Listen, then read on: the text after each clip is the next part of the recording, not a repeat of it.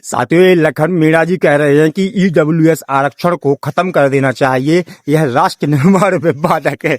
इस हिसाब से तो फिर साथियों सभी प्रकार के आरक्षण को बंद कर देना चाहिए। और बिल्कुल साथियों समझना चाहिए हमें कि आखिर आरक्षण किस लिए, आर्थिक स्थिति को सुधारने के लिए या फिर सामाजिक न्याय के लिए। अगर आर्थिक स्थिति को सुधारने के लिए है तो फिर हर एक जाति वर्ग में गरीब है तो सभी को आर्थिक स्थिति के हिसाब से आरक्षण मिलना चाहिए। और अगर सामाजिक न्याय के लिए है तो फिर सिर्फ और सिर्फ एक ही वर्ग के प्रति ये सब भेदभाव क्यों। बिल्कुल साथियों समझना पड़ेगा कि किस प्रकार से हमें मतलब जातिगत भेदभाव के लिए या ऊंच नीच के लिए जब संविधान में कानून है, नियम है, धाराएं हैं, फिर आरक्षण क्यों, जबकि ऊंच नीच भेदभाव तो एक ही वर्ग में हो रहा है। अभी हमने देखा किस प्रकार से दो यादव भाइयों ने एक विश्वकर्मा भाई के साथ अभद्रता की, थूक चटवाया। किस प्रकार से एक ओबीसी वर्ग के टीचर एक यादव बच्चे से कह रहे थे कि यार तुम्हें क्या पढ़ाई लिखाई करके करना, दूध बेचो, भैंसे चराओ। मतलब जिस जाति के बच्चे को ये ज्ञान दे रहे हैं ना, पता नहीं है कि वो सिर्फ इतिहास नहीं सदियों वेदों में भी गुरु रहे हैं। उन्हें ये ज्ञान दे रहे हैं। समझना पड़ेगा बिल्कुल साथियों कि किस प्रकार से हमारे देश में हम ही लोगों को भटका लिया गया, भटक गए हैं लोग बाग। बिल्कुल साथियों समझना पड़ेगा।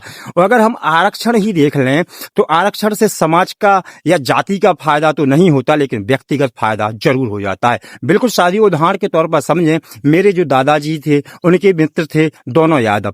दोनों ने अच्छे से पढ़ाई लिखाई की, लेकिन उनके मित्र की नौकरी नहीं लग पाई किसी कारणवश, लेकिन मेरे दादाजी की नौकरी लग गई आरक्षण की वजह से, वो टीचर बन गए।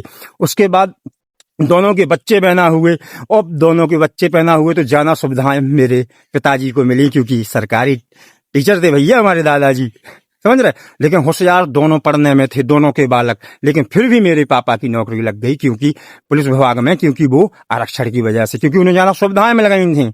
एक ही घर भैया सरकारी टीचर हो, कहाँ एक में, समझ रहे आप। उसके बाद फिर क्या हुआ, दोनों के फिर बच्चे हुए, उनके मैं हुआ। अब देखो मेरी भी लग गई नौकरी, क्योंकि मुझे भी सुविधाओं में कोई कमी थोड़ी रही। दिल्ली, इलाहाबाद, इंदौर, कोटा, राजस्थान, हर एक जगह पढ़ने के लिए भेजा भैया, दोनों सरकारी नौकरी। लेकिन जो मेरे साथ में पढ़ता था ना, मेरे पड़ोसी का बच्चा, वो भी भैया पढ़ाई लिखाई में कमजोर नहीं था, बहुत होशियार था, लेकिन सुविधाएं नहीं मिल पाई उसे, समझ रहे।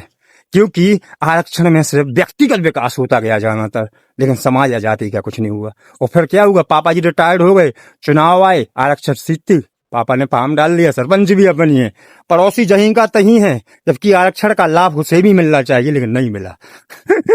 इसीलिए आप सभी से यही कहूंगा, समझदार बने, जागरूक बने, लेकिन कभी भी मूर्ख ना बने। बिल्कुल।